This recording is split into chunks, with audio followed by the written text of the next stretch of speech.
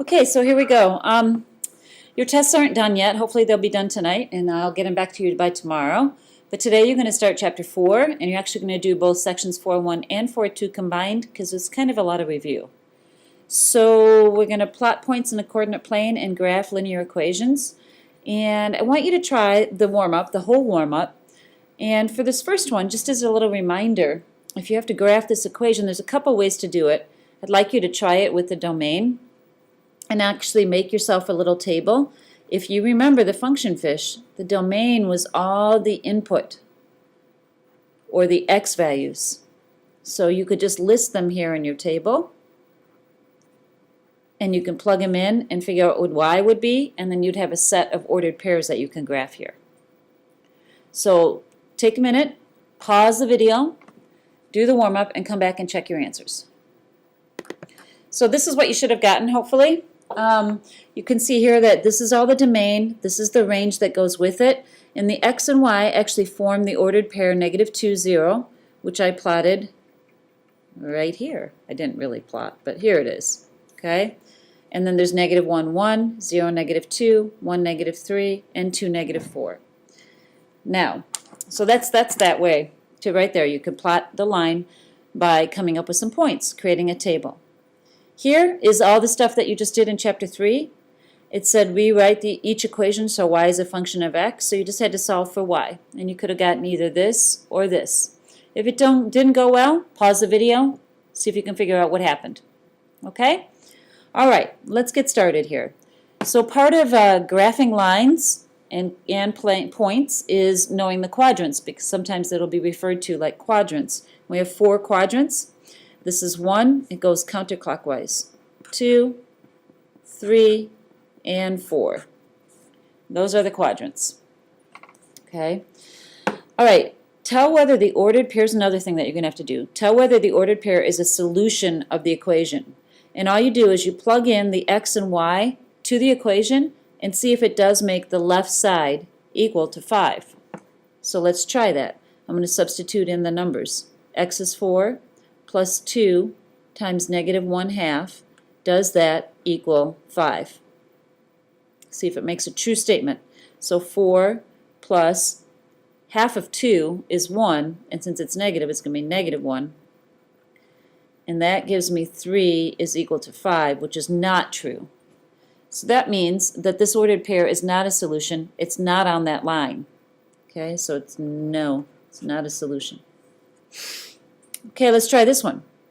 We're going to do the same thing. We're going to plug in x and y, see if it gives me a true statement, which would tell me that this is on the line of that equation. So let's just plug it in. Now I have a negative outside the x, so that has to stay there. And then x is -2 itself, so that gets plugged in like that. Plus 2 times 3 equals 8. Okay, now let's see what happens here. A negative and a negative becomes a +2, plus 6 equals 8, and 8 does equal 8. So yes, this point is a solution. It is on the line of that graph, or the graph of that line. All right, so that's one thing you're going to have to practice today. The next thing you're going to have to practice is graphing the equation. And what I want to recommend that you do is put it into point-slope form. Y equals mx plus b. That's not point slope, it's slope-intercept. I apologize. So put it into slope-intercept. And once it's in that form, then you have to remember that the b, you begin. So you begin with b. And then you use the slope to get a second point. You really only need 2 points to graph a line. So let me show you what I mean. Okay? So here's what I started with. 2x plus y equals 2. I need y by itself. So I'm going to subtract 2x from both sides. And I get y equals -2x plus 2. All right. So let's remember that the b, begin with b. The b is the first point on the y-axis because it's the y-intercept. So you just go to 2 on the y-axis, you go to 2 and put a point. That's on the line. And then you use the slope, which is -2,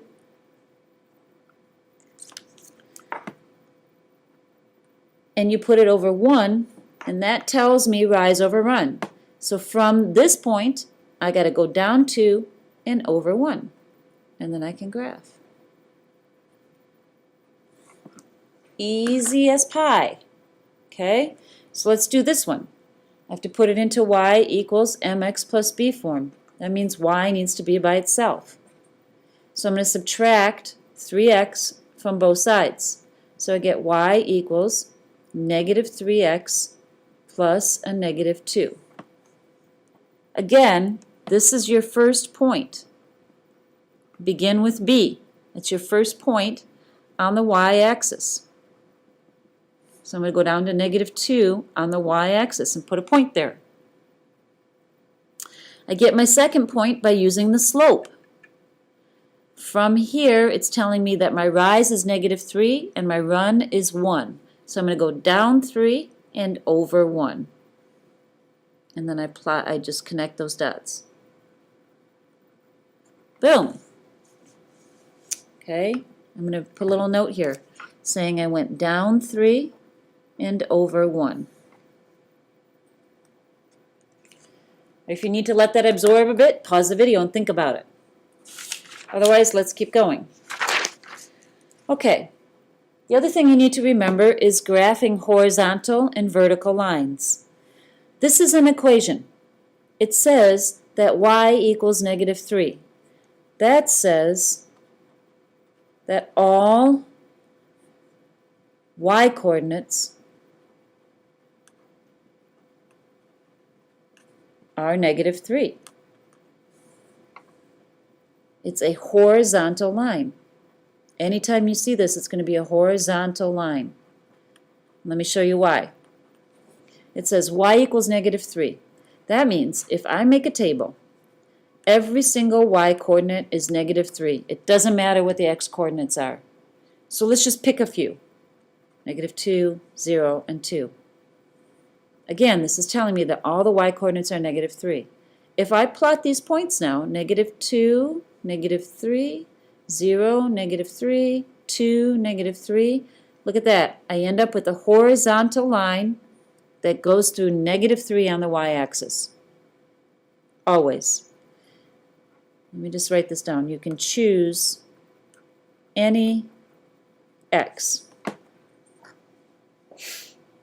All right? So anytime you see y equals -3, it's hard to remember, but it's a horizontal line, and all the y coordinates are whatever that number is. Same thing with here. This says x equals 2. That means all the x's are 2. And it's going to be a vertical line through 2 on the x-axis. But if you can't remember that, you just have to remember this. It means all the x's are 2. So you can make a table, make all the x coordinates 2. It doesn't matter what the y coordinates are. Let's pick -1, 0, and 3. And if you plot those points, 2, -1, 2, 0, and 2, 3, you do end up with a vertical line through 2 on the x-axis. This is x equals 2. I'm going to go back here and write this. Y is -3. Okay? So you kind of have to remember those. Right here, it says graph the function y equals 1/2 x minus 1 with a domain where the x values can only be less than or equal to 0. That's my first thing. Then identify the range of the function. Okay. This means only x coordinates less than or equal to 0. Only x coordinates less than or equal to 0 are allowed on this graph. So if I make a table, I'm gonna remember this and make my x coordinates 0 and smaller. So I'm just going to choose 0, -2, -4. You can choose anything less than 0. When I plug 0 in, I get 1/2 times 0 is 0, minus 1 is -1. When I plug -2 in, I'm going to do that down here, y equals 1/2 -2 minus 1. Half of -2 is -1. Minus 1, I get -2. Now I'm going to plug in -4. Y equals 1/2 times -4 minus 1. Y equals -2 minus 1. And that is equal to -3. So let me plot these points. And don't connect them yet. Over 0, down 1. -2, -2. -4, -3. Okay, now, this is saying the x's cannot be less than or equal to 0. So my line is going to start here and go that way. It's not going to extend up here because those x values are greater than 0. So you have to start here. Okay, now, so that's number 1. I graphed the function with a domain of x is less than or equal to 0. And that's all these x coordinates here are less than or equal to 0. Now I've got to talk about the range. Remember, the range are all the y values on this line. Let's think about this one. This one's -1, this one's -2, this one's -3. All the y values are going to be less than or equal to -1. If you pick any point on this line, all the y values are less than or equal to -1. And just look at it. Where does it hit the y-axis? Here at -1. And it goes down. So every y value is less than or equal to -1. Let's try another one. The number of pages a student types is given by this equation right here. Pages equals 4t, where t is time in hours spent typing. The student plans to type for at most 2.5 hours. Graph the function and identify its domain and range. Okay, so this tells me that they will type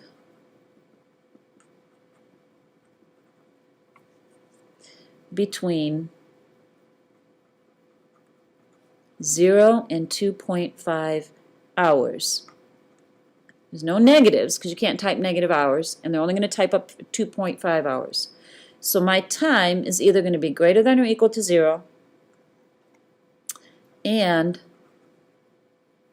less than or equal to 2.5, somewhere in between there. All right, so I kind of have identified that now. It says graph the function and identify its domain and range. Okay, so I'm going to just choose some points to start with. I know I'm not going to type less than 0 for my time, and I know I'm not going to type more than 2.5. So I'm going to pick those two as my inputs, 0 and 2.5. When I plug 0 into here, p equals 4 times 0, I get 0. This is really t and p as well. Now when I input 2.5, I get p equals 4 times 2.5, and I get 10. So I have 2 points. I can graph this line. Okay, so let's do it. 0, 0, over 2.5, up 10. Now remember, I'm only going to type between 0 and 2.5. So I'm only going to connect my line here. I'm not going to have arrows on each end. That doesn't represent the situation. I'm only typing between 0 and 2.5 hours. So that means I can only type between 0 and 10 pages. So if I have to talk about my domain, that's here. This is my t, my time. I'm going to say it like this. My domain is between, it's going to be greater than or equal to 0 or less than or equal to 2.5. And my range is between 0 and 10 pages right here.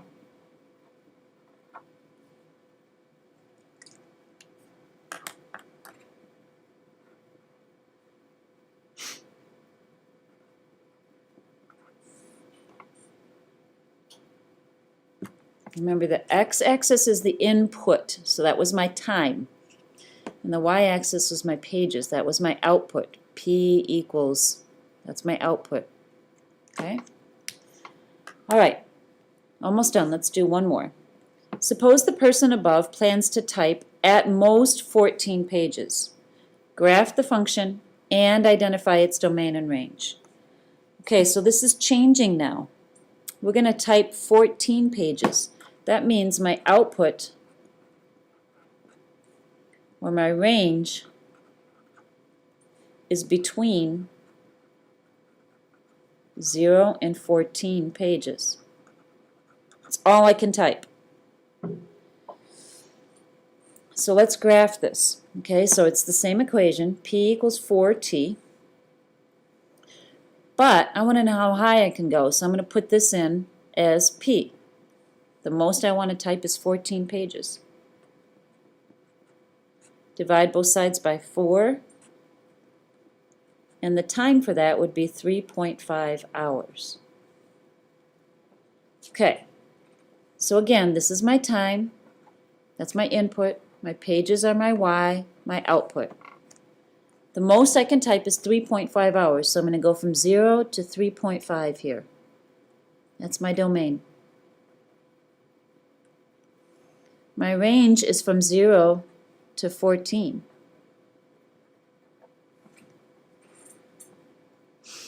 If I were to make this a point, my input was 3.5 and my output was 14. At 3.5 hours, I'll type 14 pages, so I'm going to graph that, 3.5, 14. The other point I could come up with is 0, 0. If I type for 0 time, I'm going to get 0 pages. Okay, so now I can connect those two lines. However, I'm not going to make arrows because that goes outside. No arrows. Because we stop at 14.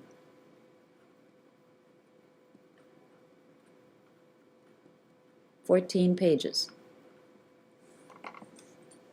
So I graphed it. Now I need to talk about my domain. My domain is between 0 and 3.5. I might type only 2 hours. I might type 2.5 hours. I just know I'm not going to type more than 14. So domain is, my time is going to be greater than or equal to 0, but less than or equal to 3.5. My range, I know I'm going to type more than 0 pages, but I don't want to do more than 14. So there's my range and domain. Okay? Now for today you're going to work on this homework. I know I didn't get you a copy of this. I'll get it to you tomorrow, but it's right here. So if you just have to pause the video and write down the problems you want to do, then do that. Okay? All right. Have fun.